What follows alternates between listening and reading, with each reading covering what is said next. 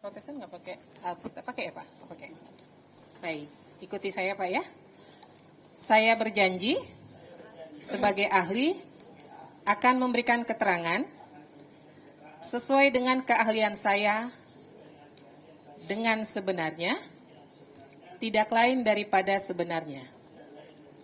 Semoga Tuhan menolong saya. Baik, terima kasih.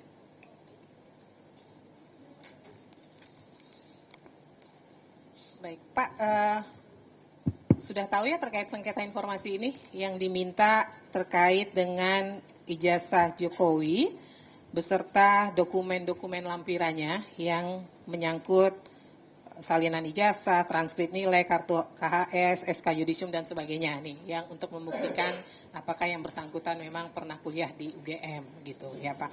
Nah, berkaitan dengan latar belakang Bapak bidang hukum nih, apa yang keterkaitannya dengan masalah ini Pak? Boleh disampaikan? Ya, terima kasih nih Bu Ketua dan anggota KIP dan para peserta sidang. Saya terbatas pada ketentuan konstitusi saja sebagai satu kompetensi dan pengalaman saya, bahwa di dalam melihat keterbukaan informasi, tentu kalau kita melihat di dalam konstitusi jelas dicantumkan dalam pasal 28F itu tentang keterbukaan informasi itu, yang kemudian menjadi rujukan terhadap semua undang-undang dan aturan yang berada di bawahnya. Tentu salah satu hal yang menjadi pedoman kita bahwa ketika ada dua norma, yang satu di norma konstitusi dengan segala tafsirannya, dengan norma dalam undang-undang terjadi pertentangan, maka setiap orang, apakah dia hakim atau pejabat publik, dia harus mengesampingkan undang-undang yang lebih rendah atau peraturan yang lebih rendah dan menerapkan ketentuan konstitusi. Itu merupakan suatu rumus yang sifatnya universal. Khususnya tentang kebebasan keterbukaan informasi di dalam suatu persyaratan yang diajukan dalam pemilihan umum, terutama presiden. Maka kalau kita memperhatikan kedaulatan negara kita yang diletakkan pada rakyat, yang disebutkan dalam pasal 1 ayat 3 Undang-Undang Dasar bahwa kedaulatan berada di tangan rakyat, dan juga kemudian bahwa sekali 5 tahun ada pemilihan, dan pemilihan itu adalah pemilihan DPR, anggota DPR, DPRD, DPD, presiden. Maka yang menentukan dalam suatu negara yang berdaulat, kedaulatan rakyat itu untuk menempatkan seorang presiden di kursi kedudukan itu melalui proses pemilu adalah rakyat itu sendiri. Dikatakan bahwa transfer kekuasaan itu diberikan oleh rakyat melalui kontestasi dan keputusan rakyat untuk memilih seseorang. Nah, oleh karena seorang yang sudah mendaftarkan atau berjanji atau ikut dalam satu kontestasi terbuka untuk dipilih dalam satu proses yang di dalam konstitusi dikatakan juga harus luber jurdil. Ya, saya ambil saja yang jujur dan adilnya. Jujur itu bukan hanya kepada penyelenggara, bukan hanya kepada rakyat yang memilih, yang berdaulat, tetapi juga kepada orang yang dipilih, yang menyatakan bersedia untuk ikut dipilih.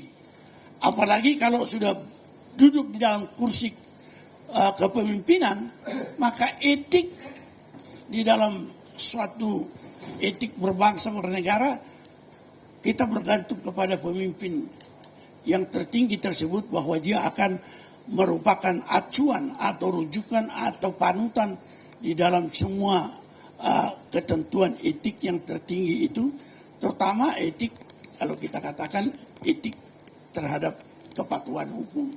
Barangkali akibat daripada kedaulatan rakyat yang menentukan seseorang berada di dalam kursi kepemimpinan itu melalui kontestasi politik dalam pemilu, maka ketika orang bersedia mendaftarkan diri dengan syarat-syarat yang disebutkan dalam undang-undang untuk menyerahkan begitu banyak dokumen.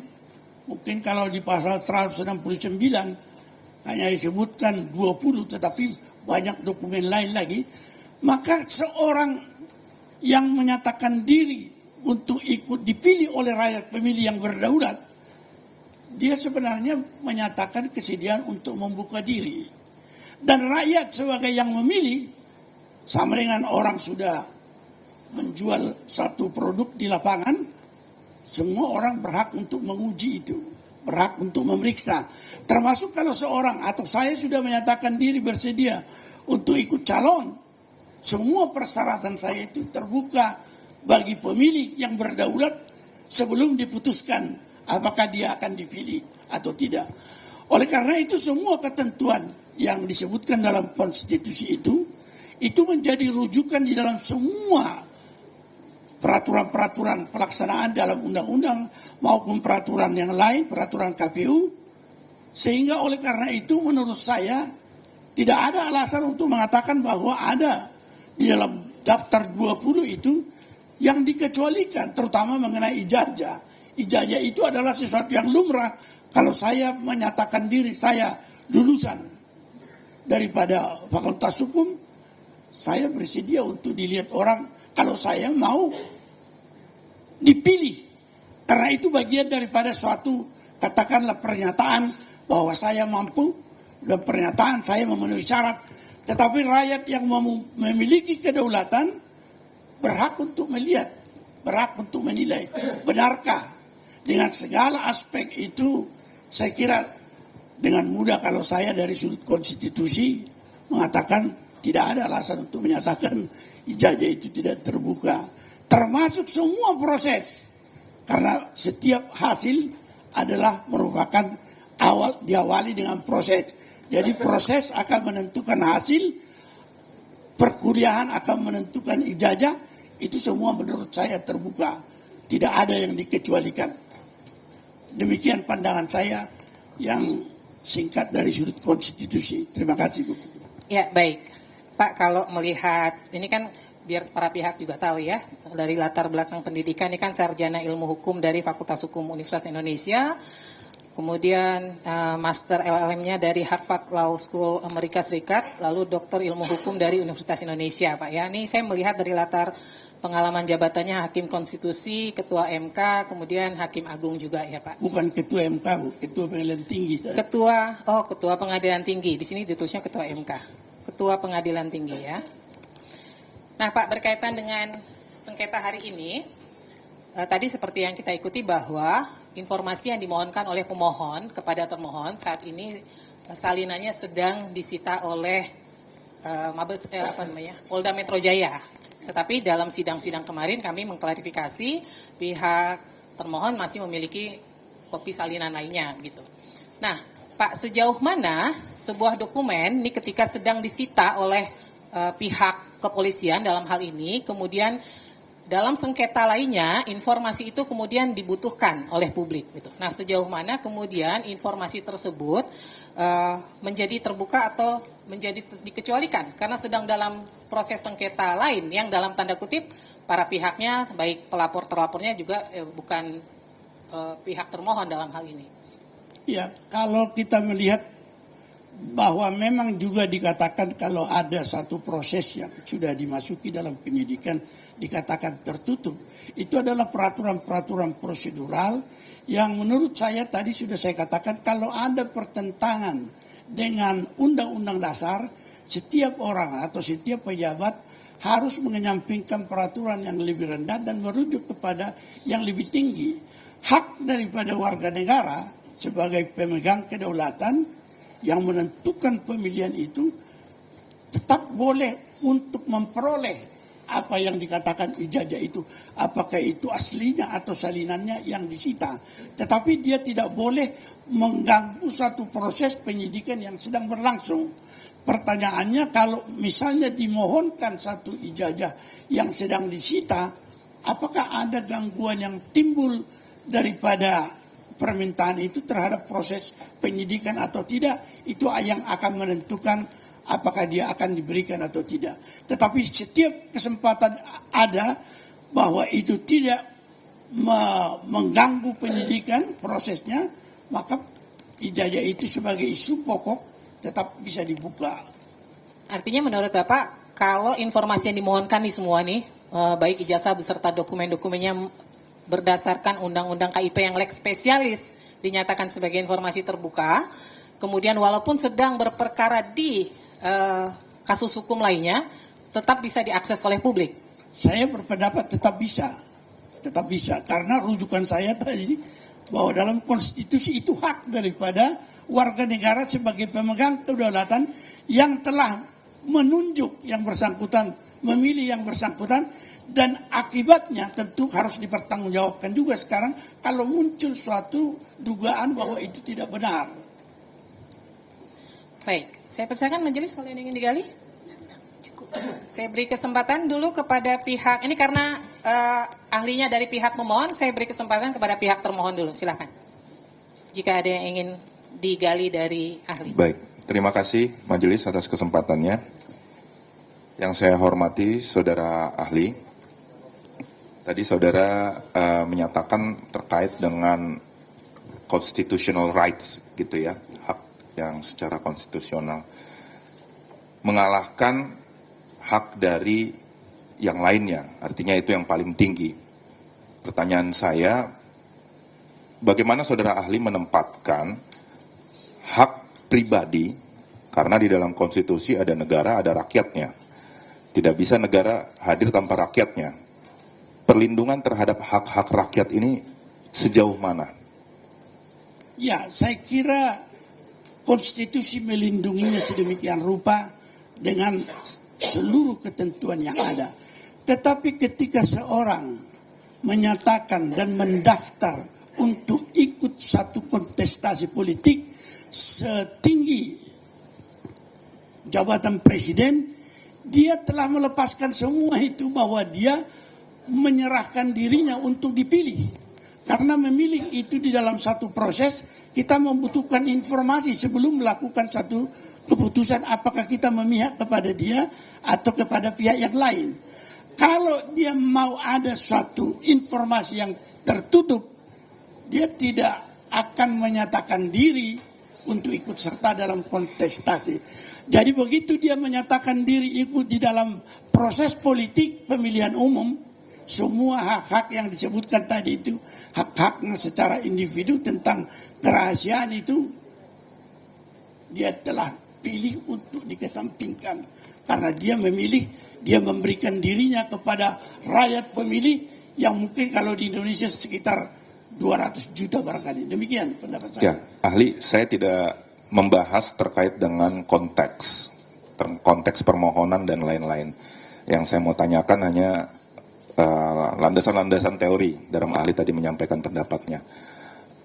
Sejauh mana hak dari masyarakat itu dilindungi oleh undang-undang apabila dibenturkan dengan tadi yang ahli bilang constitution right itu?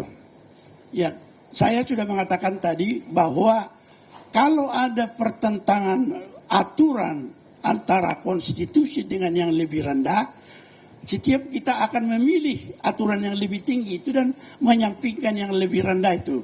Karena dia di dalam konstitusi dikatakan bahwa pemilihan itu dilakukan berdasarkan kedaulatan rakyat, maka kalau kita bersedia untuk ikut di dalam proses pemilihan, kita melepaskan hak-hak kita yang diatur secara individu atau hak-hak kita yang ada diatur dalam undang-undang. Tetapi kita melepaskan itu karena kita menganggap lebih tinggi kemungkinan kita untuk ikut dalam kontestasi dan keuntungannya dibandingkan dengan keuntungannya kita mempertahankan hak-hak kita secara pribadi untuk ditutup atau tidak dibuka. Saya kira demikian. Baik, ahli, terkait dengan perlindungan data pribadi.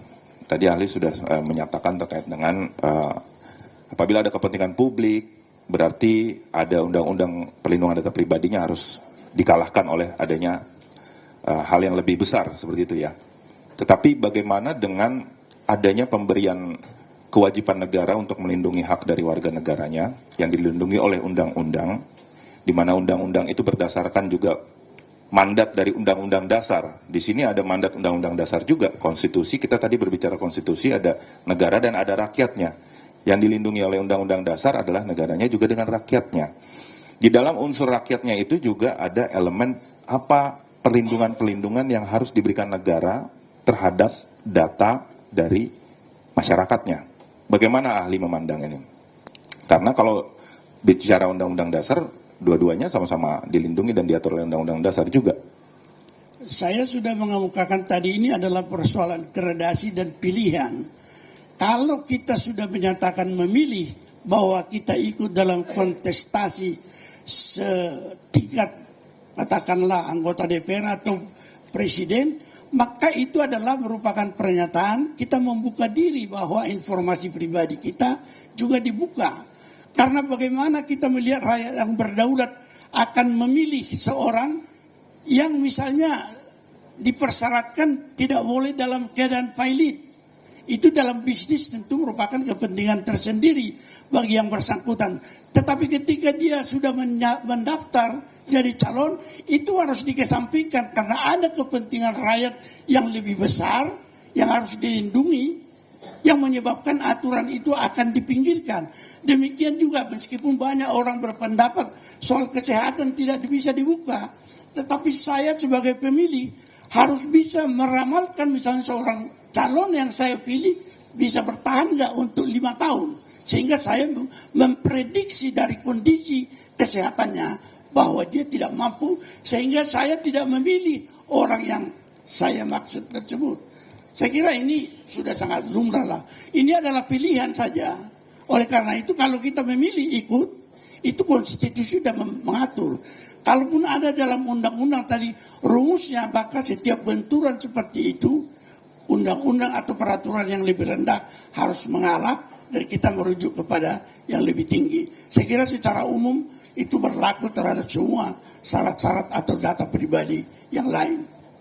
Terima kasih ahli. Artinya dapat saya tarik kesimpulan bahwa itu adalah pilihan. Pilihan. Berarti tidak ada undang-undang yang mengatur secara spesifik. Ya, dalam pilihan itu tidak terkait ada. Pengenaan dua permasalahan ini. Kita harus menggunakan mata yang mana memang tidak ada undang-undang secara spesifik. Dua aturan ada, tetapi saya memilih. Saya mau dibuka ini kalau saya mau jabatan itu. Karena saya mau katakanlah mempromosikan diri saya kepada rakyat pemilih. Tentu itu adalah risiko-risiko lain yang sudah dipikirkan. Baik, itu kan artinya untuk pejabat yang sedang mau berkontestasi, mau mendaftar begitu ya. Konteks ini saudara ahli letakkan pada posisi seperti itu. Ya. Baik. Ada putusan MK, pertimbangan hakim nomor 151 tahun 2024. Dalam pertimbangannya menyatakan, Hakim Konstitusi menyatakan data pribadi sebagai hak bagi setiap warga negara wajib untuk dilindungi secara maksimal, sehingga tidak dapat dijadikan sebagai objek yang merugikan, sehingga bertentangan dengan asas-asas perlindungan, asas-asas kehatian, dan asas-asas kerahasiaan demi menjaga eksklusivitas kerahasiaan data pribadi. Berikut adalah pertimbangan Hakim Mahkamah Konstitusi dalam mempertimbangkan bagaimana negara seharusnya melakukan perlindungan terhadap data pribadi. Bagaimana tanggapan ahli terhadap pertimbangan tersebut? Saya tidak keberatan dengan itu dan tidak ada masalah tentang itu karena dia tidak diletakkan dalam pemilihan antara kepentingan atau landasan yang bertolak belakang antara undang-undang dengan undang-undang dasar. Kalau itu memang tidak ada suatu konflik di dalam arti perlindungan, maka itu adalah sesuatu yang sifatnya umum harus dilindungi. Itu benar. Tetapi kalau itu di dalam posisi misalnya bahwa seorang yang menyatakan diri presiden itu tidak boleh dibuka datanya itu, kalau itu yang dimaksud putusan Mahkamah Konstitusi, saya tidak sependapat. Dan itu merupakan suatu acuan yang harus disebutkan dasar pertimbangannya. Pertimbangan saya bahwa hukum dasar dalam konstitusi adalah hukum yang tertinggi. Kalau kita sudah menyatakan memilih itu, ikut dalam seleksi, kita melepaskan hak-hak kita untuk dilindungi dalam apa yang disebutkan MK tersebut. Baik, tadi ada bahasa pertimbangan Hakim MK untuk melakukan perlindungan secara maksimal terhadap data pribadi. Negara wajib memberikan perlindungan secara maksimal. Kira-kira apa yang dimaksud dengan pertimbangan tersebut? Ya, maksimal di dalam artian tingkat atau level dalam undang-undang yang ada tentunya. Tetapi tidak ada dalam benturan suatu kepentingan dengan antara kepentingan dia yang dilindungi di undang-undang untuk semua data pribadi dengan dia melepaskan diri karena dia ikut untuk dalam kontestasi pemilihan presiden yang itu diatur secara lebih umum dalam konstitusi. Tentu saja undang-undang harus mengalah terhadap undang-undang dasar, atau kepentingan dia sudah memilih tadi untuk tunduk bahwa dia boleh untuk dijual atau diperiksa setiap pemilih. Saya kira itu adalah konsekuensi dari kita memasuki suatu pemilihan dan tidak aneh menurut saya. Kalau kita juga sudah dipromosikan satu barang di pasar, kita bisa dong membuka itu meskipun misalnya sampai kepada rumus-rumus kimianya bisa kita buka, saya kira. Ahli, dalam hal apa saja kepentingan data pribadi masyarakat ini bisa dikalahkan oleh kepentingan yang lebih besar dari yang ahli bilang. Tadi ahli bilang salah satunya kan pemilu, kepentingan pemilu. Selain pemilu, kira-kira kepentingan apa? Saya tidak dapat memberikan secara tepat, tetapi kalau ada kepentingan yang diatur dalam konstitusi, saya kira itu bisa kita katakan sebagai satu landasan. Misalnya kepentingan negara untuk membuka juga, itu merupakan suatu hal yang menyebabkan kalau kepentingan publik itu lebih besar, dia boleh membuka itu kalau itu merupakan hal-hal yang dilindungi oleh konstitusi dan hukum yang berlaku. Baik, misalkan saya memberikan contoh nih ahli ya. Ada badan hukum publik yang tidak berkaitan dengan pemilu. Apakah wajib tunduk juga dengan kepentingan pemilu yang tadi ahli sampaikan? Saya kira kalau tidak menyangkut kepentingan tadi kontestasi itu tidak masuk di dalam wilayah di mana dia melepaskan hak tadi untuk membuka informasinya, ya boleh saja. Tetapi kalau masih dalam teritorial itu, tidak ada alasan untuk menyatakan bahwa tidak bisa dibuka itu. Karena kita sudah menyatakan siap sebagai calon. Baik, terima kasih saudara ahli. Izin saya bertanya saudara ahli. Kalau dalam tafsir konstitusi ya, tadi ahli selalu menyampaikan sesuai konstitusi. Seseorang misalnya pernah menjadi pejabat publik, apakah dianggap secara otomatis itu juga melepaskan seluruh hak privasinya termasuk dokumen akademik? Saya kira masih, karena suatu jabatan yang sudah selesai memiliki pertanggungjawaban juga terhadap rakyat pemilih. Ketika pada saat akhirnya dia akan menentukan apakah dia menyatakan kebenaran ketika dia memajukan diri menjadi calon. Tanggung jawab seperti ini itu tentu merupakan bagian dan harus bisa dituntut oleh pemilih karena dia tidak merasa diperdayakan. Bukankah itu sudah akan diverifikasi oleh badan publik lain yang memang punya kewenangan untuk itu? Atau memang kita mengesampingkan semua badan publik yang diciptakan oleh negara ini? Saya tidak mengerti apa yang dikatakan sudah diverifikasi. Kalau masih menjadi persoalan seperti sekarang, tentu itulah menjadi dasar kita untuk memverifikasi seperti apa yang dituntut oleh para pemohon sekarang ini. Yang menjadi persoalan. Ya. Oke. Kemudian pertanyaan berikutnya, jika ya suatu badan publiknya kita coba kerucutkan institusi pendidikan, ya.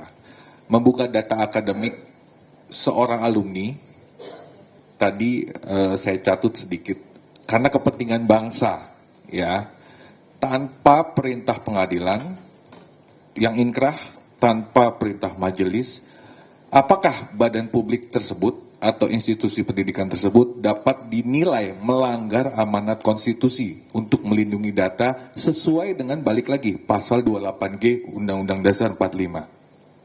Ya, saya akan sampai kepada apa yang dikatakan tafsiran seperti ini, bahwa ketika TAP MPR nomor 6 tahun 2001 mengatakan bahwa kemerosotan bangsa kita terjadi karena hancurnya etik para pemimpin dan penyelenggara negara, termasuk etik dalam pendidikan dan keilmuan. Itu secara khusus disebutkan di sana.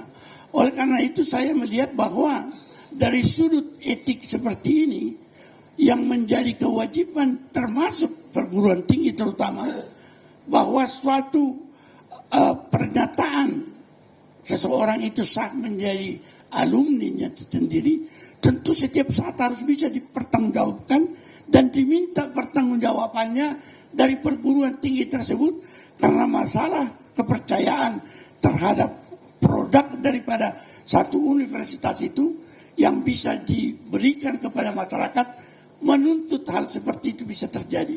Jadi tidak ada pembalasan yang dikatakan bisa dilakukan apabila sudah memasuki ranah-ranah publik seperti itu.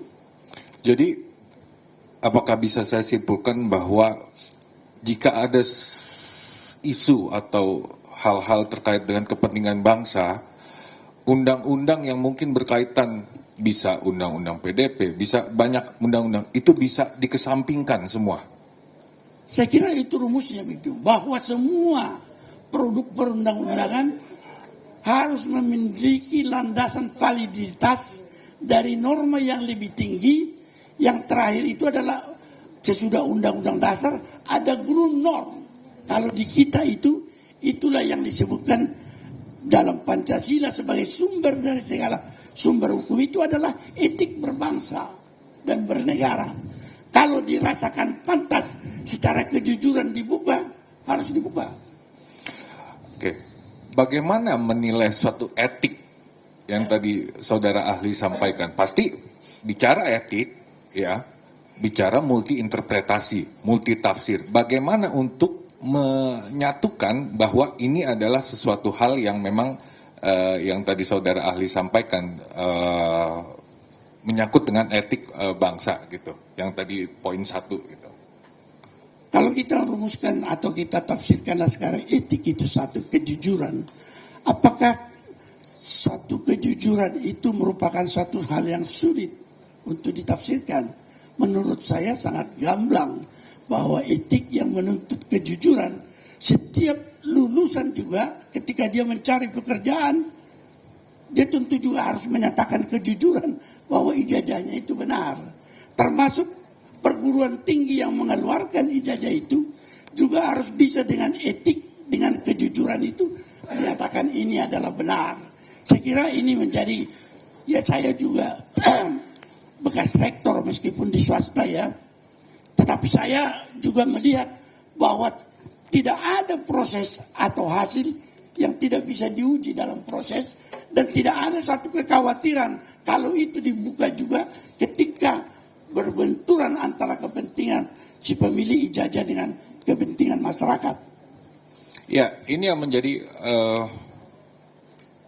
bukan kegalauan, tapi kalau bicara tadi dari pertanyaan saya dan jawaban saudara ahli, siapa yang berhak untuk menentukan itu? Siapa yang berwenang untuk menentukan itu? Jangan-jangan bahkan masing-masing pihak bisa menentukan wewenang itu. Kan negara jadi kacau kalau seperti itu. Nah, apakah ujungnya kembali lagi perlu adanya putusan pengadilan atau ada putusan majelis untuk memberikan sesuatu produk hukum yang menjadi landasan bagi institusi publik, dalam hal ini institusi pendidikan, untuk menyampaikan suatu dokumen?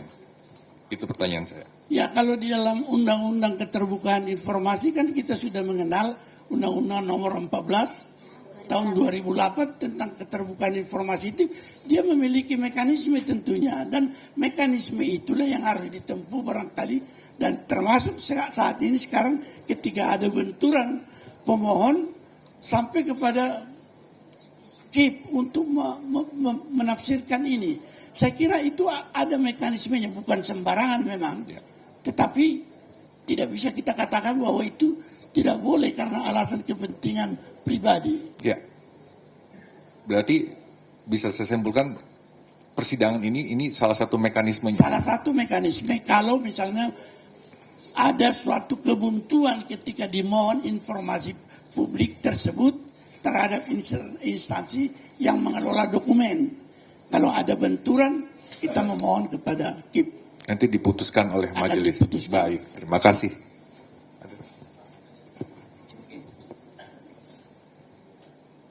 Oke, izin majelis, Ya. ahli. Tadi ahli menjelaskan bagaimana kemudian kan keterbukaan informasi itu suatu hal yang sangat penting, gitu ya. Itu bagian demokrasi dan seterusnya, gitu. Tapi kemudian ya, kalau kemudian kita lihat ya, baik itu undang-undang keterbukaan informasi publik gitu, itu kan memang ya ada dasar konstitusinya di apa ya dalam undang-undang dasar 45 kita. Jadi dikutip kan di bagian menimbangnya itu kan pasal 20, 21, 28 F dan 28J. Sementara gitu ya dalam undang-undang perlindungan data pribadi juga hal yang sama.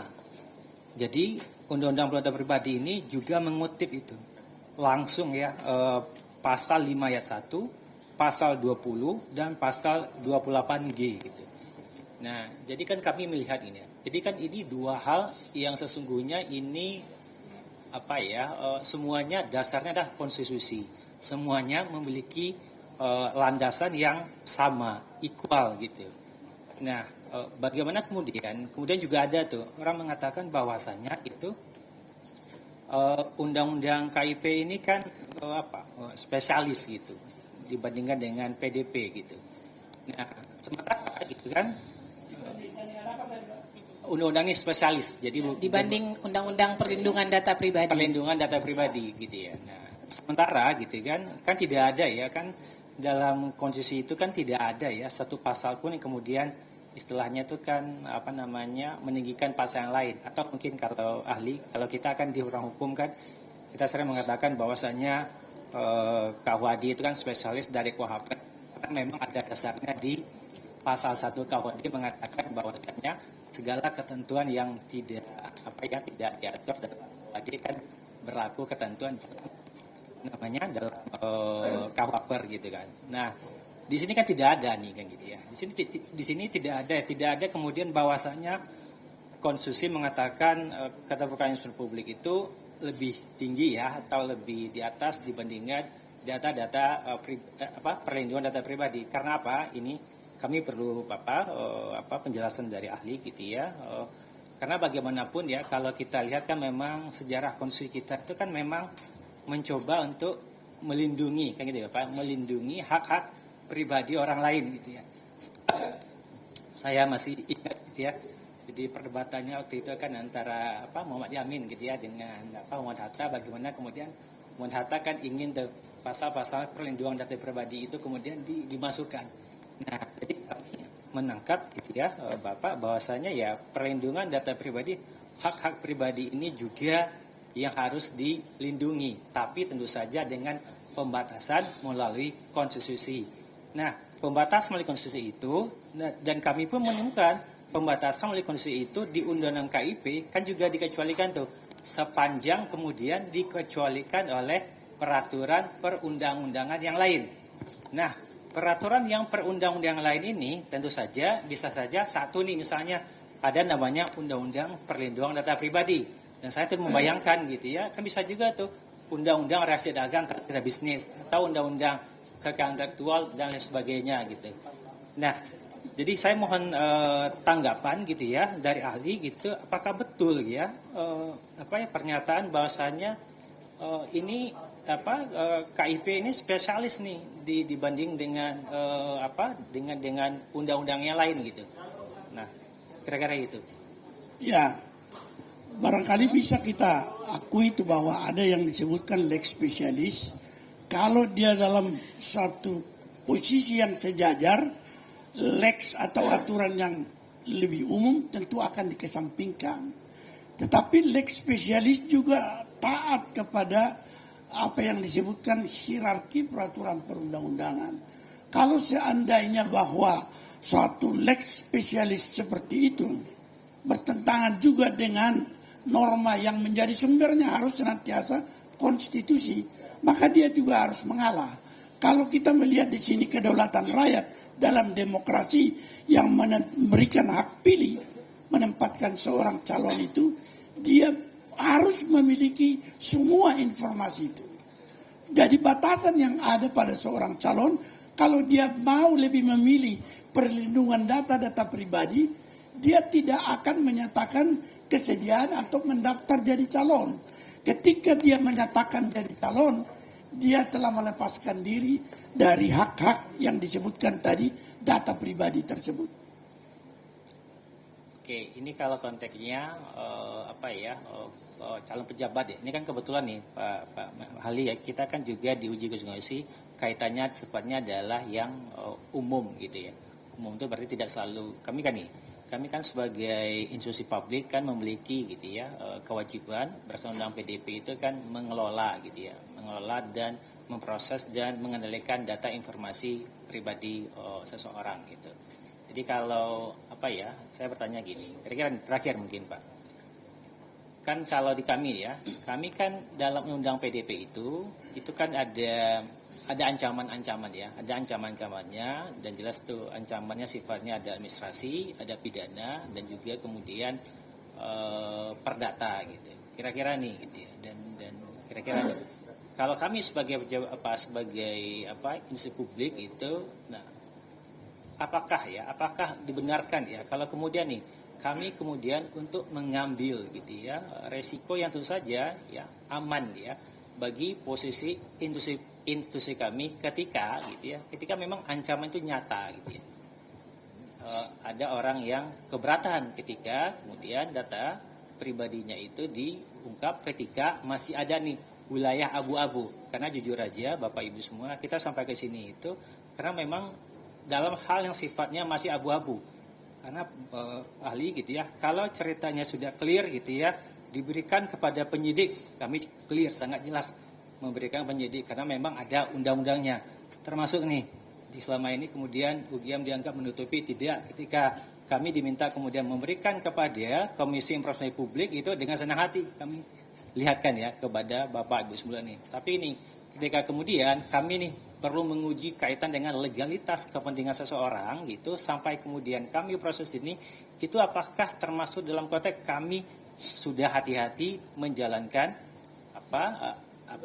amanat yang diberikan oleh Undang-Undang PDP untuk berhati-hati menjaga informasi data pribadi seseorang. Kebetulan bagi kami Pak Jokowi itu adalah sebagai alumni, bukan sebagai pejabat publik karena nggak ada ya Bapak Jokowi itu kemudian pejabat publik di sana.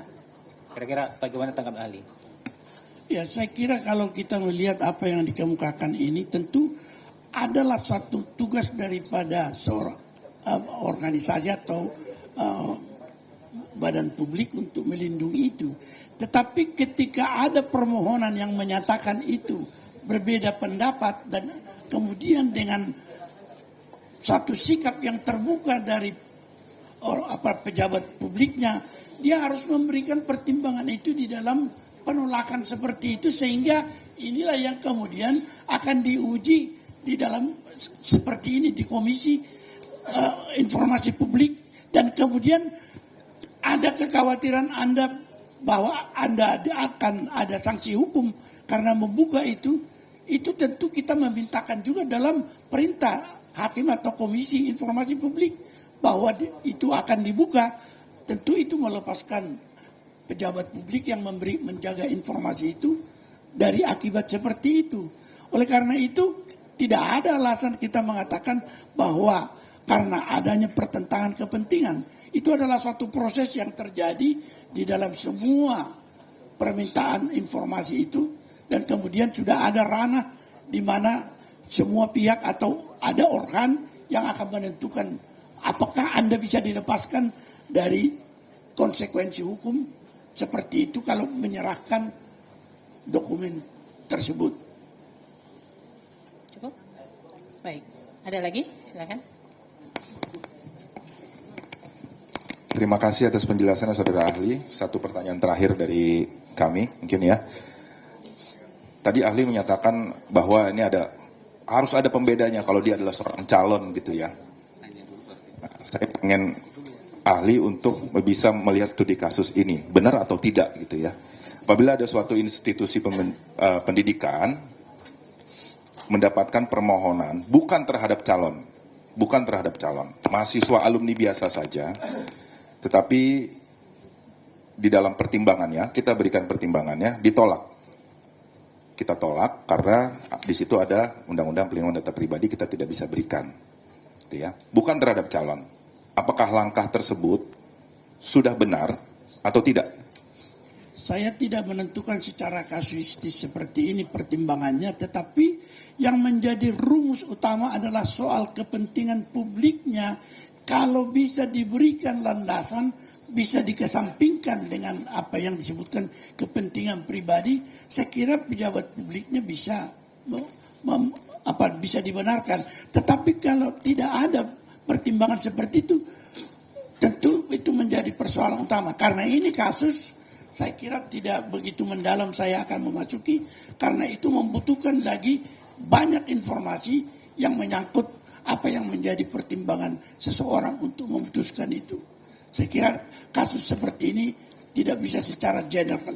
Artinya biar keterangan ahli tidak saling kontradiktif satu dengan yang lainnya. Tadi ahli menyatakan bahwa hanya apabila dia seorang calon. Nah, diposisikan. Dan saya tidak mengatakan hanya, kalau dia sudah menyatakan diri calon.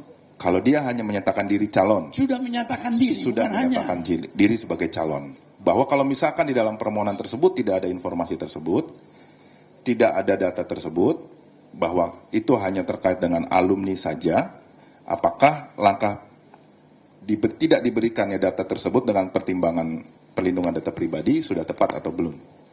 Saya kira saya tidak juga bisa memberikan pendapat umum seperti itu. Tentu saja banyak lagi masalah tadi yang disebutkan bahwa dia tidak menjadi calon, tetapi apa kepentingan publik yang lain yang menjadi kepentingan pemohon itu tentu harus dipertimbangkan juga kepada pejabat publik yang menyimpan data-data itu.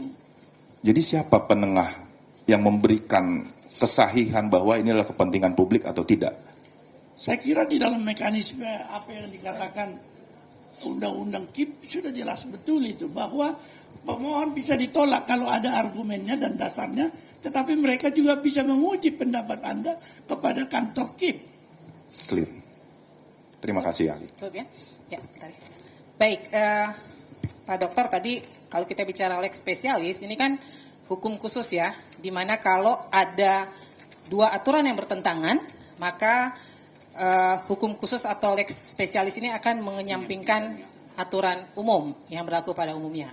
Nah, kalau kita bicara di Undang-Undang KIP, itu di pasal 17, itu dengan jelas memang menyebutkan di pasal 17 huruf H, itu mengatakan bahwa pertama, yang nomor 4-nya, hasil-hasil evaluasi sehubungan dengan kapabilitas, intelektualitas, dan rekomendasi kemampuan seseorang. Dan yang poin 5-nya, catatan yang menyangkut pribadi seseorang yang berkaitan dengan kegiatan satuan pendidikan formal dan satuan pendidikan non-formal adalah informasi yang dikecualikan. Tetapi, kemudian kita melihat di pasal 18-nya, itu di ayat 2 huruf B mengatakan bahwa tidak termasuk informasi yang dikecualikan sebagaimana dimaksud dalam pasal 17 huruf H, yang tadi yang saya bacakan itu, jika pengungkapannya berkaitan dengan posisi seseorang dalam jabatan-jabatan publik.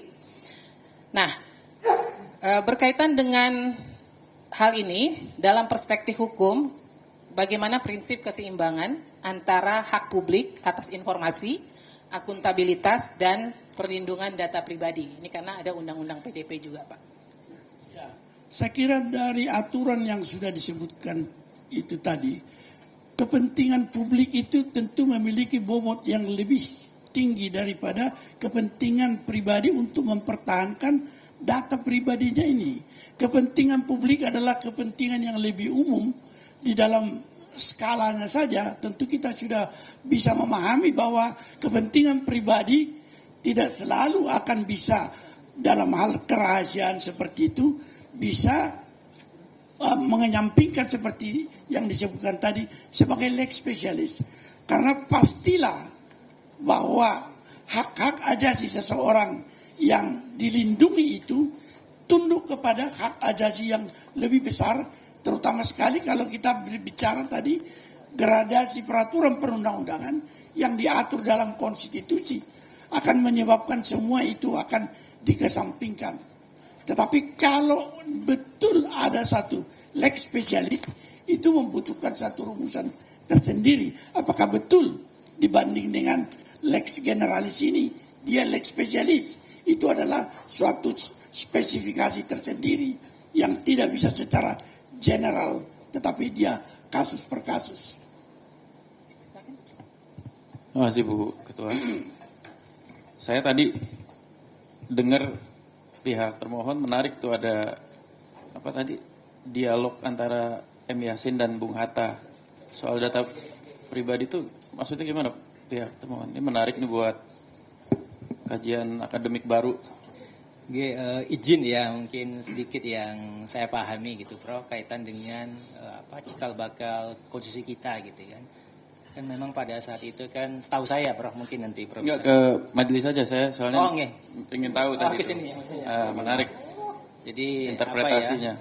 Dulu itu kan memang konstitusi kita itu kan sifatnya kan sangat sangat nasionalis lah gitu ya. Artinya kemudian kan memang semuanya diatur oleh negara. Nah, dan ini kemudian kan oleh oleh Bung Hatta kan bukan dikritik ya, kemudian kan perdebatan ideologisnya. Bagaimana kemudian Bung Hatta juga mengatur bahwasanya perlindungan hak-hak yang bersifat pribadi itu penting. Karena bagaimanapun dalam pandang Bung Hatta itu yang memiliki peluang untuk kemudian melakukan pelanggaran itu adalah negara gitu ya, bukan kemudian warga masyarakat. Sehingga kemudian maka muncullah pasal-pasal kemudian melindungi hak-hak asasi yang bersifatnya pribadi terhadap rakyat. Dan saya gitu ya menganggap bahwasanya ya perlindungan data pribadi ini ya bagian dari hak asasi manusia yang juga gitu ya, yang juga itu kemudian dilindungi secara konstitusi ya, yang tadi saya sampaikan. Kalau undang KIP tadi itu merujuk pada pasal 20, 21, 28F, 28J, betul gitu ya. Tapi ya sama, undang-undang perlindungan pribadi pasal itu juga merujuk yang sama, pasal 5 ayat 1, pasal 20, pasal 28G gitu. Jadi ini kan memang ada nih, memang harus ada kemudian titik temu antara kepentingan informasi pribadi, kepentingan publik yang itu ya bagian dari demokrasi dan seterusnya, tapi juga ada nih ya kepentingan pribadi yang juga sama-sama dilindungi oleh konstitusi gitu ya. Dan tadi saya sampaikan, dan kebetulan kan dalam undang KIP pun gitu ya memberikan itu peluang kalau seandainya itu diatur oleh undang-undang sifatnya khusus, itu kan jadi kecualikan dengan pasal 4 itu kan. Ada misalnya entah kepentingan rahasia dagang kayak termasuk perlindungan pribadi dan seterusnya. Dan kami gitu ya dalam posisi ini udah Pak. Okay. Saya sebenarnya kalau soal posisi kan diperkenan ya setiap pihak diperkenan. Cuma karena ada dua tokoh sejarah itu kan saya memberikan kesempatan untuk memberikan penjelasan maksud dialog imajinernya seperti apa. Karena jangan sampai nanti terjadi, kalau di istilah akademiknya itu anachronic interpretation. Jadi ada error attributing terhadap satu fase sejarah tertentu. Karena kita tahu perlindungan data pribadi itu kan baru ada di Eropa abad 19. Itu kan terjadi dialog itu di abad yang berbeda. Jadi ya silakan kalau mau didengar kan. Nah saya mau pendalaman ke ahli. Ini kita sudah tidak perlu buka soal undang-undang KIP-nya. Coba Bapak memberikan pandangan terhadap Undang-Undang Perlindungan Data Pribadi nomor 27 tahun 2022 itu pasal 15. Mungkin Bapak tidak memegang ini, saya izin membantu Pak Doktor. Ini ada pasal 15 soal pengecualian hak-hak subjek data pribadi. Jadi kalau di Undang-Undang KIP ada pengecualian dari keterbukaan, berarti dia merahasiakan jadinya kalau bahasa umumnya. Kalau di Undang-Undang 27 2022 ada pengecualian dari perlindungan data pribadi. Itu di pasal 15, berarti dia membuka. Menurut Bapak, ini ada izin Pak Dokter ada 5. Menurut Bapak, dari argumen Bapak itu yang masuk ke konteks register Aquo itu di yang mana, atau tidak ada sama sekali alasan untuk mengecualikan subjek data pribadi ini. Satu, kepentingan pertahanan dan keamanan nasional, Hankam yang pertama. Yang kedua, Gakum, kepentingan proses penegakan hukum. Yang ketiga, kepentingan umum dalam rangka penyelenggaraan negara. Yang keempat atau D di sini, kepentingan pengawasan sektor jasa keuangan, moneter, sistem pembayaran, dan stabilitas sistem keuangan yang dilakukan dalam rangka penyelenggaraan negara. Atau yang kelima, atau di sini E sekaligus terakhir adalah kepentingan statistik dan penelitian ilmiah. Jadi kalau pandangan Pak Dokter, apakah ada satu atau lebih di antara 5 klausul pengecualiannya, atau tidak ada sama sekali? Kalau ada mungkin di bagian yang mana? Saya kira kalau kita melihat itu sebenarnya yang paling menonjol sudah itu yang harus dikecualikan, pertahanan keamanan itu pastilah. Enggak, maksudnya dalam konteks register Aquo, soal yang kita bahas. Itu masuk pengecualian kategori yang mana menurut Bapak? Ya itu tadi pengecualian, tentu kalau menyangkut data-data yang menyangkut ada keterkaitan dengan soal-soal keamanan. Itu nah, yang saya salinan ini Pak, salinan ijazah ini. Saya tidak melihat ada yang bisa kita katakan nih kalau salinan ijazah ya. Tidak ada kaitan sama yang 5 ini. Tidak ada kaitan. Berarti harus dilindungi. Bapak paham nggak ininya? Oh, saya tidak mengerti. Berarti harus dilindungi. Tidak ada yang dilindungi dari data-data ijazah ya, kan, ini Pak, dengan alasan yang disebutkan undang-undang itu. Saya kan mencoba menjadi bagian kontinum apa yang didalami oleh pihak termohon tadi ya. Basisnya adalah undang-undang perlindungan data pribadi. Oke?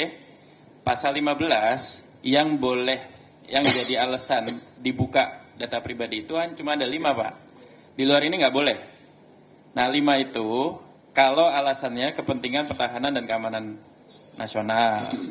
Kedua, kepentingan proses penegakan hukum.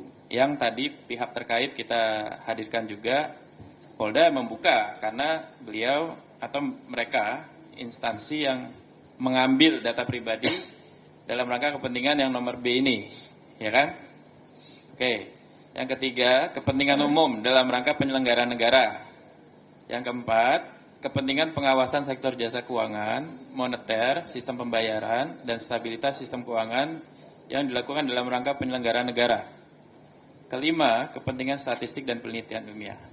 Menurut Bapak, ada nggak satu di antara 5 ini yang jadi alasan kita boleh ngebuka data pribadi? Dengan persepsi bahwa ijazah dan rangkaiannya bagian dari subjek data pribadi. Mungkin saya akan merubah saya punya statement ya, bahwa alasan-alasan yang disebutkan dalam 5 itu tidak merupakan sesuatu yang relevan dengan apakah ijazah itu akan dibuka atau tidak data-datanya, meskipun menyangkut data pribadi. Karena menurut saya tadi yang kepentingan umum yang lebih tinggi tadi. Kepentingan umum itu C Pak? Kepentingan pemilihan umum di mana rakyat yang menentukan pilihan itu harus mengetahui informasi sebelum dia menusuk. Ya, saya izin mendalami konteksnya yang ini ya. Saya pegang mau basis teks aja, meskipun pakai konteks juga. Jadi menurut Bapak, alasan pemilihan umum itu ada yang masuk tidak ke dalam ABCDE ini? Itu menurut Bapak, apakah dia masuk ke misalnya tadi? Kalau secara teks kan mirip dengan kepentingan umum dalam rangka penyelenggaraan negara, atau dia hal yang berbeda dari poin C? Mungkin latar belakang kita agak berbeda sehingga rumusan yang dipakai saya tidak bisa menangkap secara cepat. Tetapi kalau dikatakan bahwa data pribadi itu dilindungi, saya mengatakan tadi kalau ada kepentingan yang lebih tinggi, itu bisa menyebabkan dia bisa dibuka seluruhnya. Kalau itu masuk kategori yang Bapak Hakim sebutkan, ya itu menjadi suatu alasan.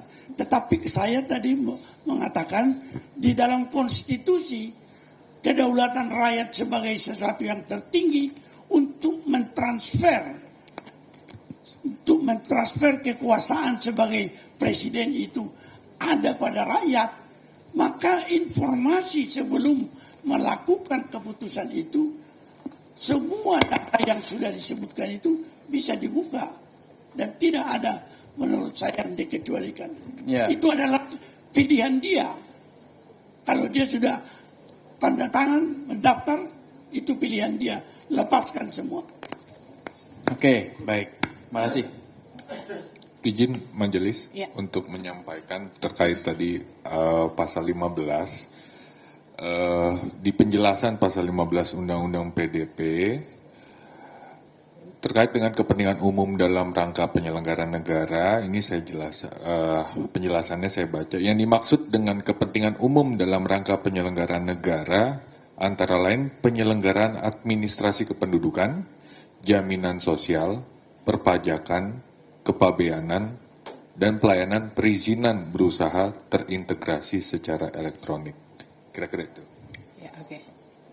Cukup? Berarti sifatnya limitatif, Ya. terbatas. Jadi ini begitu. Nah itu Pak maksudnya. Jadi anggaplah kemudian yang bisa menjadi alasan membuka subjek data pribadi itu hanya pasal 15 tadi Pak.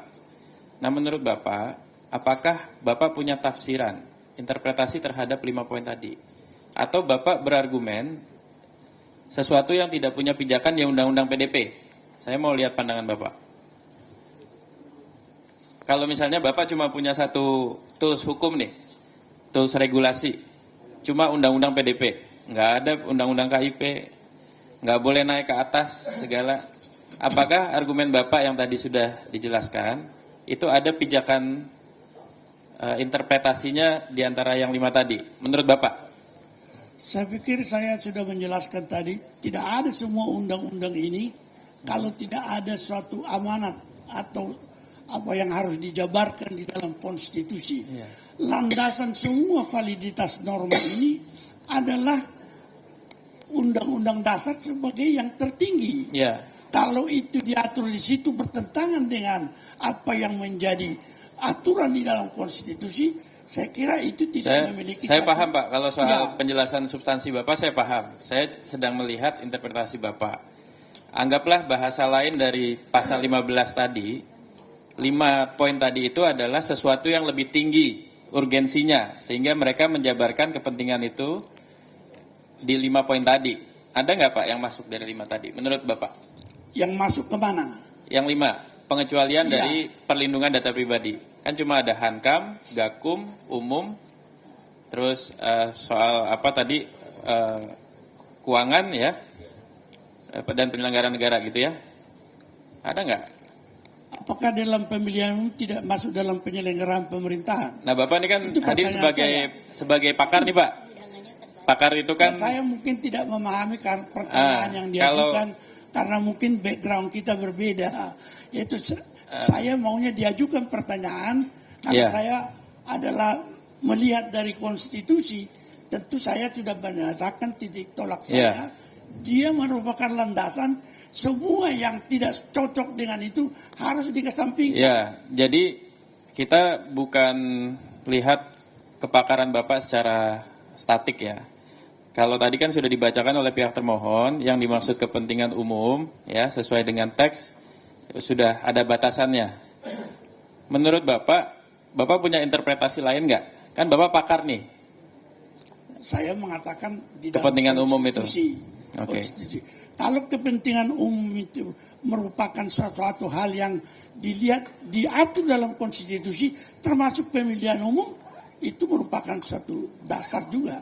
Oke, itu berarti menurut Bapak yang argumen Bapak tadi itu masuknya ke yang C, kepentingan umum. Ya saya kira kepentingan umum. Oke, makasih. Baik, saya saya tertarik Pak Dokter. Saya mau bertanya Pak. Ini mungkin kalau berhubungan langsung tidak ya. Seandainya seorang pejabat publik saat ini tidak menjadi pejabat publik lagi ya. Lalu dimintakan dokumen terkait data pribadinya tetapi ketika berhubungan dia pada saat ya proses seleksi pejabat publik. Bagaimana menurut saksi dalam hal ini? Apakah tetap diperkenankan diberikan? Tapi kaitannya memang pada saat proses. Tapi saat sekarang dia mengatakan tidak berkenan karena dia posisinya merasa sudah selesai pejabat publik itu. Ada satu ungkapan, saya kira baru kita baca itu dalam perdebatan di Kongres di Amerika. Fact matters. Fakta itu penting. Karena itu akan membuka semua kebenaran dari kegelapan. Oleh karena itu supaya pejabat publik yang sudah lewat memerlukan suatu kejelasan apakah dia melakukan apalah namanya ya. Kalau saya katakan tipu daya untuk memperoleh suara kita, itu penting dan harus dibuka. Karena pertanggungjawaban berikut, keputusan-keputusan kebijakan publik akan bisa diukur dari situ. Kalau di dalam pidana kita mengatakan hal-hal yang memberatkan. Iya. Jadi apa yang menjadi data-data itu akan tetap menjadi penting karena ada kemungkinan kita diperdayakan ketika diberikan satu data dan kita memilih, kita terperangkap. Tetapi dari sudut kepentingan publik yang lain bahwa akan membuka apakah keputusan kebijakan juga seragam dengan prinsip atau keadaan itu. Itu akan menjadi kepentingan seluruh rakyat, terutama keputusan-keputusan yang menimbulkan kerugian. Ya, artinya menurut pendapat ahli bahwa itu tetap harus bisa dibuka gitu. Harus. Meskipun saat ini dia bukan pejabat publik. Ya, saya kira jelas pendapat saya. Balik nih. Menurut ahli, ketika seorang pejabat publik ya dimintakan data yang berkaitan dengan data dia belum pada saat dia pejabat publik, itu menurut ahli bagaimana? Saya kira kalau dia tidak relevan dengan apa yang saya katakan tadi, suatu data untuk menentukan pilihan kepada dia, saya kira itu agak berbeda. Berbeda. Ini contoh begini saja, misalnya proses seleksi dia untuk pejabat publik dibutuhkan data A, B, C, D, ya. Tetapi yang dimintakan mungkin tidak A, B, C, D karena hal lain, poin lain. Tetapi memang katanya dengan data pribadi. Tetapi data pribadi itu sangat jauh kaitannya dengan posisi dia sebagai pejabat publik. Artinya contohnya, maaf nih, kalau dimintakan mengenai ini kebetulan kalau terkait kita andaikan yang lain lah Pak. Jadi data dia mengenai keikutsertaan dalam suatu organisasi. Padahal kan itu waktu dia menjadi organisasi dan sekarang sudah tidak menjadi organisasi lagi. Nah itu dimintakan. Apakah tetap bisa dikasih? Saya kira ukurannya nanti akan berada apa yang saya katakan tadi, apa yang disebutkan tadi, Undang-Undang Perlindungan Data Pribadi itu. Ukurannya akan ke sana. Tetapi kalau yang dikatakan pada waktu dia menjabat dan sebelum menjabat, itu adalah apa yang kita katakan tadi, dia membuka seluruh historinya itu secara terbuka kepada mereka yang berkuasa untuk menentukan pilihan. Baik, terima kasih Sakti. Terima kasih ahli. Cukup Ketua. Ya, silakan memohon. Baik, terima kasih sekali Pak Maulana Sihaan. Bapak telah di forum ini telah memberikan satu pencerahan ya. Saya membayangkan ketika saya kuliah dulu semester 1, ini adalah satu kuliah politik 101, 2 SKS. Bagaimana memahami konstitusi antara hak rakyat dengan fungsi negara. Nah, ada 3 pertanyaan saya nanti ya. Dan sedikit komentar pertanyaan-pertanyaan kawan-kawan dari UGM menurut saya itu sangat basic sekali ya. Teman-teman di UGM menanyakan sesuatu yang obvious, yang sudah jelas karena pengantar dari Pak Maurara tadi sudah sangat jelas. Dan misalnya gini, asumsi dari teman-teman UGM itu menganggap Jokowi itu rakyat biasa sehingga harus ditutup. Padahal kan jelas uraian Pak Maurara, Jokowi itu pejabat publik yang gugur semua ketentuan perlindungan pribadinya karena dia pejabat publik. Oke, pertanyaan pertama saya. Majelis. ini kan menghadirkan ahli. Dalam keterangan ahli ini kita tidak spesifik membahas suatu perkara, karena itu melanggar dari hukum acara. Jadi tidak ada kami membahas nama tertentu, tetapi hanya perandaian saja. Mohon bisa ditertibkan terkait dengan tanya jawab ini agar tidak spesifik masuk dalam perkara. Terima kasih. Ya, tapi kan keterangan ahli ini yang kita minta memang terkait khusus ijazah Jokowi. Jadi kalau kita bicara secara umum, masyarakat umum, ya informasinya dikecualikan, kita nggak akan bahas. Tapi karena beliau adalah mantan presiden yang kebetulan informasinya diminta, maka kita menghadirkan ahli memang karena secara spesifik. Ya, betul. Dengan Tetapi posisi beliau. ahli dihadirkan di dalam persidangan untuk memberikan keterangan secara umum menurut keahliannya. Ya, betul. Artinya bukan terkait dengan fakta-fakta orang atau nama, tetapi adalah keahliannya di bidang hukum tersebut. Demikian. Terima kasih. Jadi tidak pejabat publik ya, kita menyebutnya pejabat publik ya. Enggak, sebenarnya saya jelas ya. Jadi mempresentasikan apakah Jokowi itu rakyat biasa atau pejabat publik ya. Udah, nggak usah kita lanjutkan soal itu. Itu jelas menurut saya. Pertanyaan saya pertama, Pak. Lazim dan wajarkah kami pemohon mewakili rakyat? Kami memang rakyat, tidak ada pejabat di antara kami ini. Harus memohon-mohon, harus menghibah-hibah kepada UGM atau kepada polisi, kepada KPU agar bisa memberikan salinan ijazah. Pertanyaan pertama. Seperti yang sekarang kita sidang keempat KPI ini. Dan kami belum mendapatkan itu semua. Karena kalaupun yang kami dapatkan, disensor. Pertanyaan kedua. Tadi penjelasan dari Pak Maulana Rosyaan, seharusnya semuanya terbuka dan tidak ada yang dikecualikan. Kalau menyangkut orang yang ada di jabatan publik. Bahkan setahu saya memang termasuk kekayaan, karena kan ada LKHPN harus disampaikan. Termasuk kesehatan. Ketika orang mencalonkan ingin jadi presiden, kan kita perlu tahu. Tadi Bapak saya garis bawahi. Harus tahu apakah dia menderita kanker stadium 4 atau tidak. Itu untuk orang biasa memang dikecualikan, Ibu Ketua. Tapi untuk pejabat publik, rakyat harus tahu. Apakah calon pemimpin pejabat publik kita ini betul-betul sehat untuk menduduki jabatannya. Nah itu tadi, itu sangat clear. Nah itu pertanyaan kedua. Oke, boleh dua itu dijawab biar. Silakan Pak. Ya, yang pertama saja saya sudah lupa bisa. Karena oke, saya ulangi satu-satu aja, satu-satu. Ya, pertanyaannya gini aja Pak, saya ingin pendek-pendek saja. Lazimkah sidang ini misalnya hanya untuk sesuatu yang jelas, kami rakyat pemohon ingin mendapatkan salinan ijazah dan dokumen-dokumen yang bersifat perlu diketahui rakyat sampai harus disidangkan ini? saya kira nggak lazim lah. Itu biasa saja saya kira. Kalau orang memiliki satu kepentingan umum saja, perguruan tinggi boleh membuka itu ijazah kalau saya ya.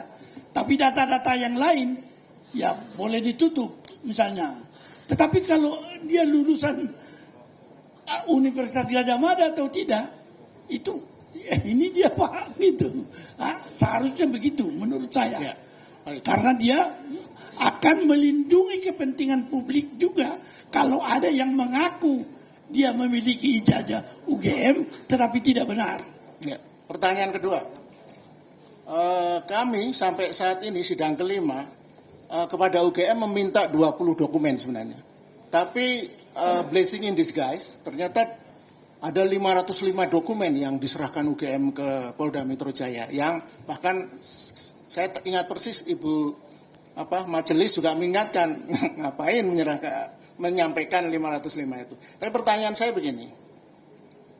Jika pernyataan Pak Maurarar tadi sebagai ahli, sebagai mantan hakim, jika seharusnya semua terbuka, apakah lazim UGM sama sekali tidak mau memberikan 20 dokumen yang kami mohon? Sama sekali. Kami hanya mendapatkan satu dari UGM itu tadi, berita acara penyerahan dokumen ke Polda. Itu pun disensor. Ya, itu pertanyaan kedua. Jawab dulu. Lazim atau tidak? Kalau saya sebagai bekas rektor, kalau ada kepentingan publik seperti itu tidak lazim menurut saya. Ya, cukup Pak. Nah, yang ketiga terakhir. Kesan saya ini sambil mengomentari boleh dong pertanyaan UGM. UGM terkesan ingin membenturkan hal yang sangat elementer soal hak individu masyarakat rakyat dengan posisi negara. Ya. Kami punya kesan UGM benar-benar ingin memproteksi sehingga mengesankan subjek yang dimaksud Jokowi itu adalah rakyat, padahal jelas-jelas dia adalah pejabat publik. Apakah itu karena mungkin alumninya atau tidak, kita nggak tahu. Nah, pertanyaan saya adalah ketika sebagai institusi pendidikan yang kaliber, yang kredibel, apakah mestinya kan tahu bahwa persoalan ijazah palsu itu menjadi problem di Indonesia sejak pemilu reformasi ini awal 2015. Jadi apakah mestinya UGM sebagai perguruan tinggi itu membantu rakyat Indonesia kalau orientasinya rakyat untuk memperjelas ini ketika supposedly salah satu alumninya sedang dipertanyakan oleh rakyat soal otentitas ijazahnya. Terima kasih. Ya, dari sudut kepentingan lembaganya sendiri ya harus wajib sebenarnya. Tapi juga saya singkat saja, mudah-mudahan dari pihak universitas memperhatikan perkembangan baru di dalam KUH pidana yang memberikan pemberatan terhadap apa yang menjadi masalah pemberian pengeluaran ijazah palsu itu kalau ada keterlibatan dari lembaga. Ini barangkali diperhatikan pasal 272 KUHP yang baru. Itu merupakan perkembangan terbaru dari apa yang terjadi dalam KUHP lama. Saya kurang tahu apakah DPR ketika berbicara dan menghasilkan norma yang khusus ini telah berbicara tentang apa yang kita bicarakan ini. Sehingga muncul suatu kepentingan ini. Ini barangkali suatu seruan saja karena kita tentu sangat mencintai lembaga UGM itu yang sejak proklamasi 3 universitas atau 3 universitas merupakan modal dalam pembangunan intelektual Indonesia. Ada lagi? Ya, silakan. Pak, satu kali aja. Mengenai status dokumen akademik untuk jabatan publik. Apakah dokumen akademik seperti KHS, ijazah, transkrip, nilai bukti yudisium, dan lain-lain, skripsi, tetap dapat dikategorikan sebagai data pribadi murni apabila telah digunakan sebagai syarat administrasi pengisian jabatan publik? Saya kira tidak lagi karena semua pejabat publik di situ sudah melihatnya, membacanya, dan bahkan kadang-kadang juga dibahas apakah betul dia misalnya asli atau tidak. Itu tentu merupakan satu indikator, tidak lagi bisa ada batasan. Jadi bukan syarat lagi ya untuk tidak syarat lagi. Terima kasih itu aja. Silakan.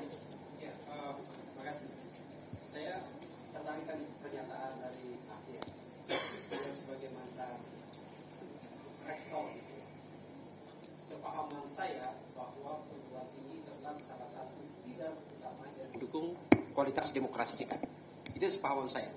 Jadi salah satu pilar yang menopang demokrasi itu adalah perguruan tinggi gitu ya. Dalam kaitan kasus ini maka kemudian saya ingin bertanya ke ahli sebenarnya sederhana. Sebagai institusi dari bagian penopang pilar demokrasi itu, apakah sebenarnya itu lazim atau pantas kita bersidang seperti ini? Karena ini kan sebenarnya ada 2 rezim yang bertentangan. Rezim ketertutupan dan rezim keterbukaan. Itu pertama gitu ya. Yang kedua, atau satu-satu dulu. Ya, itu. Sebagai mantan rektor nih gitu ya. Sebagai ini. Ya, saya kira kita misinya sudah jelas betul. Mencerdaskan kehidupan bangsa. Itu adalah misi konstitusi.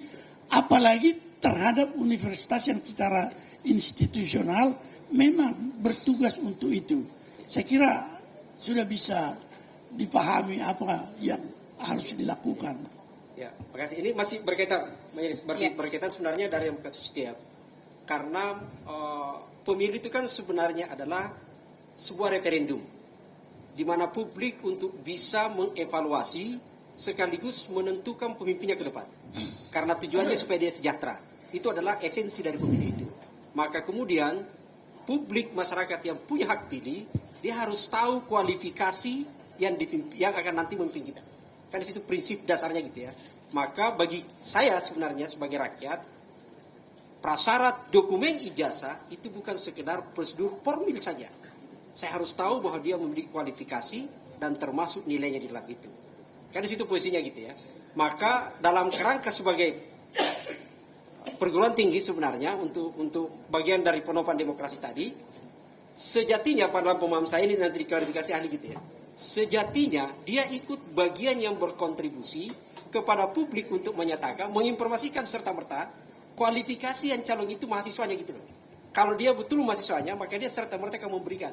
Tidak justru bagian yang menutupi gitu loh posisinya. Karena publik punya hak untuk tahu kualifikasi calon kandidatnya sejak dari awal. Nah itu konteks di situ. Ya tentu itu dengan satu kata bisa kita katakan lembaga yang menganggap dia alumnusnya tentu itu merupakan satu kebanggaan tersendiri. Dan bagi satu bangsa yang besar seperti Indonesia, satu lembaga yang berhasil menelurkan seorang pemimpin sekali berpresiden di tengah-tengah bangsa yang besar seperti ini, saya itu sebagai satu kebanggaan tentu tidak ada yang harus ditutupi. Sama dengan kita melihat bahwa Bung Karno adalah alumnus daripada Hochschule Technische School atau ITB. Kalau misalnya ada satu pihak atau yang sudah diajukan sebagai tersangka dalam pencemaran, prinsip fairness itu adalah tentu ada yang disebutkan kebalikannya itu.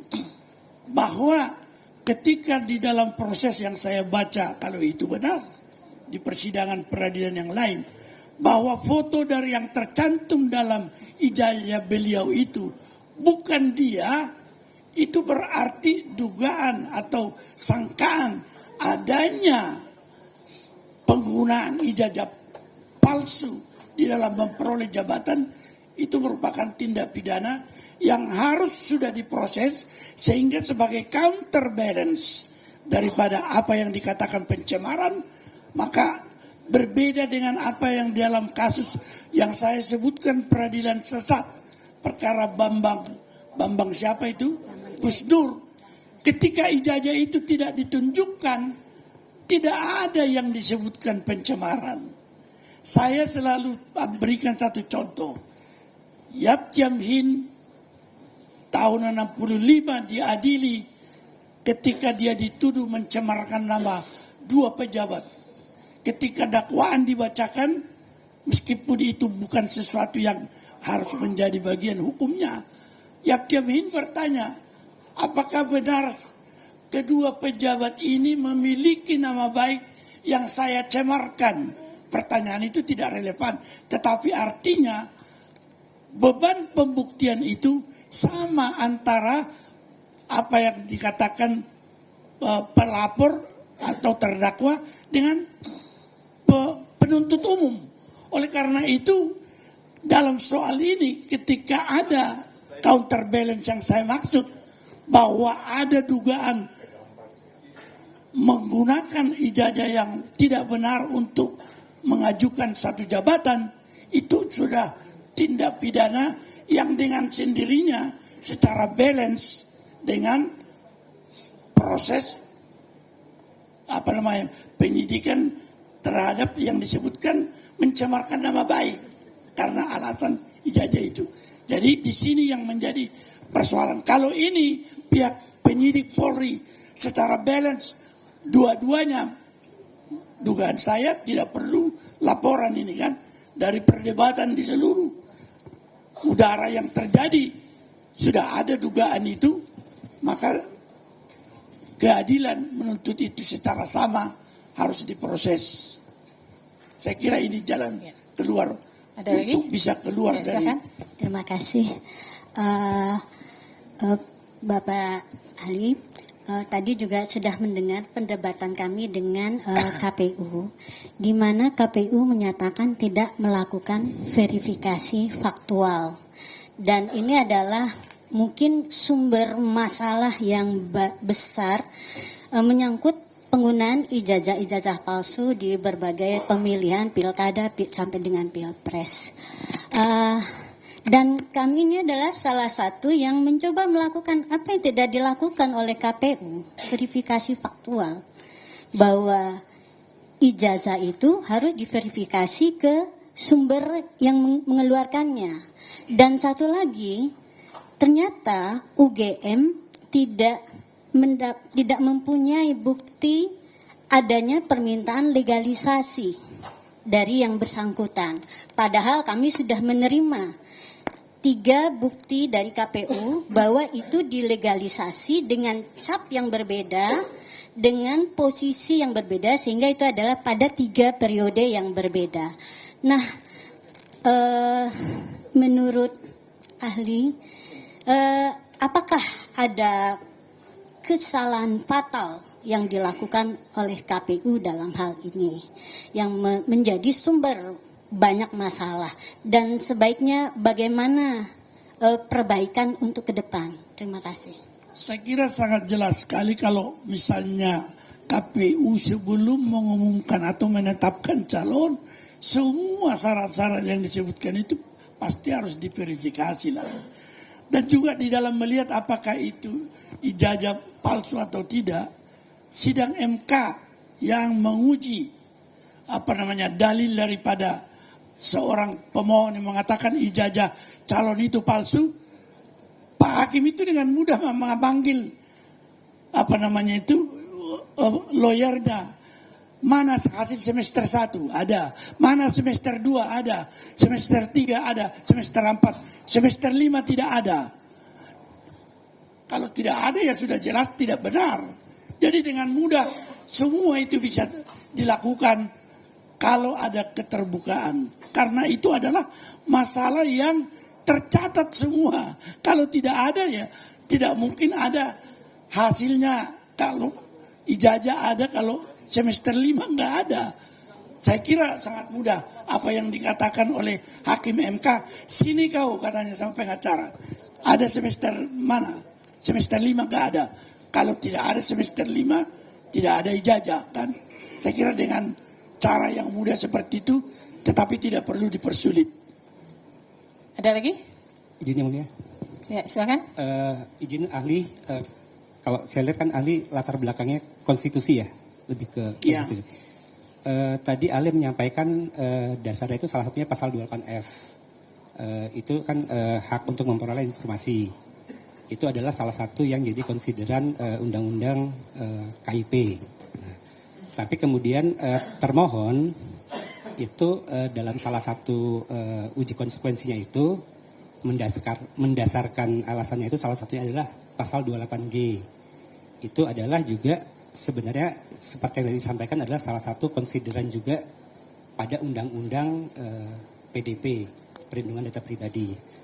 Artinya gini, kalau kita bicara constitutional rights, itu pasal 28F itu adalah hak konstitusional tentang memperoleh informasi yang diturunkan menjadi undang-undang KIP.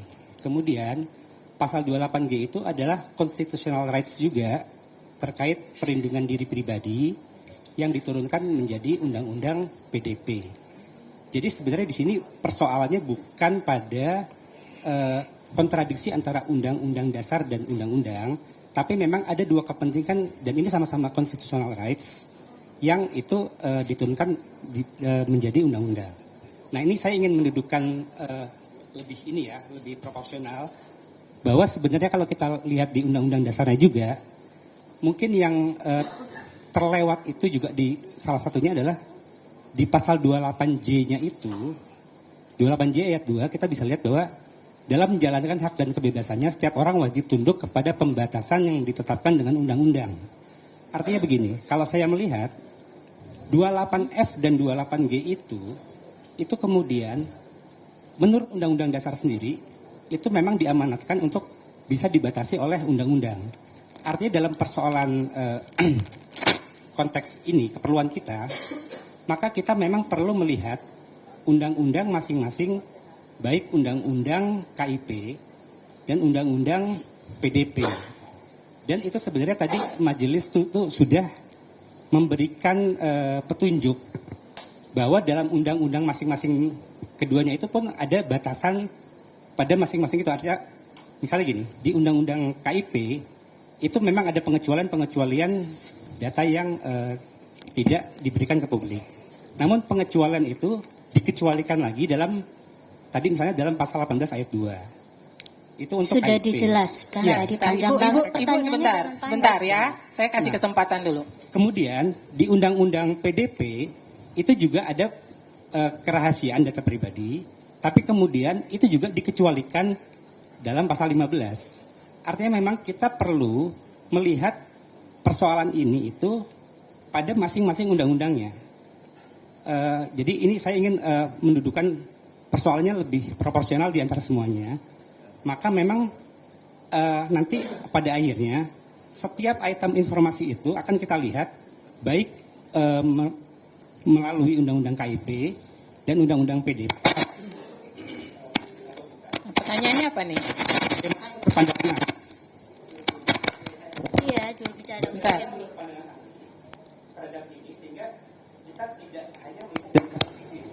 Ya. Ya, barangkali bisa saya jelaskan bahwa dalam seluruh proses hukum dan pengaturan mulai dari konstitusi sampai undang-undang, maka terjadi persaingan begitu hebat antara hak-hak asasi itu. Hak asasi yang satu dengan yang lain, dia merupakan benturan-benturan. Jadi di dalam pasal 28J ayat 2 dikatakan kalau mau dibatasi itu harus diatur dengan undang-undang. Artinya di dalam persaingan hak asasi ini akan diatur mana hak asasi yang lebih penting untuk dilindungi dibanding dengan hak asasi yang lain. Kalau misalnya hak asasi yang sifatnya lebih privat, lebih pribadi itu boleh mengalah terhadap hak-hak asasi yang sifatnya lebih general dalam arti menjadi kepentingan yang lebih umum. Oleh karena itu persoalan kepentingan yang data-data pribadi boleh jadi dikesampingkan dia kalau ada kepentingan-kepentingan lain dalam hak asasi yang lebih besar. Oleh karena itu dikatakan juga bahwa setiap hak asasi harus juga menghormati kewajiban asasi begitu. Jadi hak asasi yang bersaing yang lebih besar maksudnya sebenarnya. Saya kira harus menempatkan seperti itu. Karena tiap hari kerja Mahkamah Konstitusi adalah menentukan hak asasi mana yang kita akan lindungi dengan undang-undang atau pasal dari konstitusi ini. Dan itu merupakan fakta-fakta yang harus dilihat dalam setiap perkara melalui data-data dan apa yang terjadi di dalam persidangan. Kalau misalnya satu hak asasi boleh kita sisihkan karena ada hak asasi yang lebih besar, itu tentu merupakan satu proses yang harus terjadi. Saya kira itulah yang terjadi di dalam dua undang-undang ini dan praktek dari pejabat publik yang memegang dokumen. Baik, pemohon cukup ya? Cukup ya? Nah, saya mau meluruskan dulu ya satu hal. Pertama tadi pihak pemohon kan ada mengatakan nih terkait ijazah kenapa kita harus minta-minta gitu. Ini supaya jangan ada persepsi yang berbeda ya bahwa ijazah itu tidak termasuk dalam informasi yang wajib diumumkan secara berkala sehingga tidak ada kewajiban badan publik untuk menginformasikan melalui website dan sebagainya. Itu masuk kategori informasi yang wajib tersedia setiap saat, harus ada di badan publik. Kemudian kalau dibutuhkan ya memang harus melalui permintaan. Gitu, itu yang pertama. Yang kedua, dalam Undang-Undang KIP, badan publik memang diberikan hak untuk melakukan uji konsekuensi terhadap seluruh informasinya. Gitu. Jadi kalau badan publik siapapun terhadap daftar informasinya, katakanlah badan publik berhak nih mengecualikan informasi A, B, C, D itu semua mau dikecualikan. Nanti melalui sidang komisi informasi, baru kami yang akan melakukan uji publik. Sejauh mana informasi yang menurut badan publik dinyatakan dikecualikan itu ternyata lebih banyak manfaatnya daripada mudaratnya. Kalau ternyata hasil uji publik yang kami lakukan lebih banyak mudaratnya, ya itu akan tetap ditutup. Tapi ketika itu lebih banyak manfaatnya, maka kami akan membatalkan hasil uji konsekuensi. Begitu ya. Jadi bukannya publik harus minta-minta, ngemis-ngemis segala macam, tidak. Tapi mekanisme yang diatur oleh undang-undang, ya memang harus melalui permintaan. Begitu, nanti kalau mengalami hambatan, baru melalui komisi informasi. Begitu ya. Jadi jangan sampai ada salah persepsi. Saya kira cukup dari termohon. Mungkin pertanyaan terakhir kepada ahli. Ahli, pertanyaan terakhir kami ini badan publik yang dikerucutkan institusi pendidikan, gitu ya. Tadi pemohon sudah sampaikan lah secara gambaran besar kasusnya seperti apa. Nah, kami ini sebagai badan publik ini mengalami pertentangan yang dibahas tadi. Ada undang-undang PDP, ada undang-undang KIP, gitu. Ya setelah ada ahli mengerucut kepada KIP, kepada ahli kami mengerucut kepada undang-undang PDP. Ini kan nggak tahu siapa yang salah, siapa yang benar, gitu kan. Pertanyaan saya, saudara ahli, apakah dibenarkan jika kami mengikuti prosedur, bisa ya, udah benar ya. Apakah dibenarkan jika kami badan publik, gitu ya, mengikuti prosedur hukum, mekanisme hukum, supaya nanti kami punya dasar hukum untuk misalnya dari putusan itu membuka dokumen-dokumen akademik yang dimintakan. Apakah dibenarkan? Gitu. Itu pertanyaan saya supaya semua terang, gitu. Jangan sampai nanti ada hal-hal yang seolah-olah kami ini badan publik ini menutup-nutupi, gitu. Karena kami juga khawatir nanti tanpa ada produk hukum, kami memiliki konsekuensi hukum juga. Kami bisa digugat oleh pemilik data pribadinya. Dan ini akan berkepanjangan dan akan jadi persoalan di kemudian hari. Apakah dibenarkan? Itu pertanyaan saya. Ya, saya kira setiap pejabat publik yang menyimpan informasi sudah diberikan kewenangan untuk menilai itu. Hasil penilaian Anda itulah menjadi keputusan yang akan diambil. Jikalau tidak disetujui, kemudian mereka akan mengajukan kepada KIP.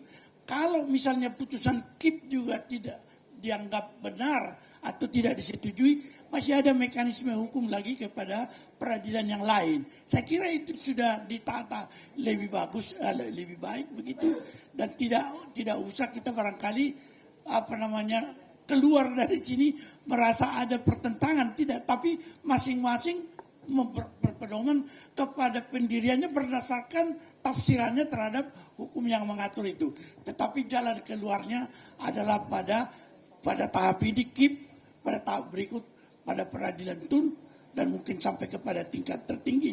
Dan itulah yang mungkin akan memberikan suatu perintah supaya dibuka. Saya kira itu mekanismenya sudah benar. Hanya saja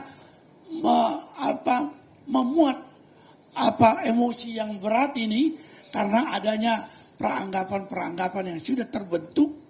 Apalagi kalau misalnya Pak saksi di peradilan Solo sudah mengatakan itu bukan foto dia, bukan yang difoto itu bukan dia. Kalau bukan dia, sudah sangat mudah kita katakan itu tidak betul. Kalau tidak betul, ya namanya palsu. Saya kira begitu, Pak. Baik, berarti bisa kami sampulkan dapat dibenarkan mengikuti prosedur ini. Dapat, saya katakan iya. Ya, berarti menunggu perintah pengadilan ataupun putusan majelis. Ya, saya kira ya. Terima kasih, saudara ahli. Cukup ya? Cukup. Ya, baik. Dengan demikian, untuk ahli Dr. Marwar Siahaan, SHLM, saya ucapkan terima kasih sudah berkenan hadir untuk memberikan kesaksiannya sebagai ahli pada hari ini. Saya persilakan untuk kembali. Ya, terima kasih Pak. Ya. Baik Bapak Ibu, karena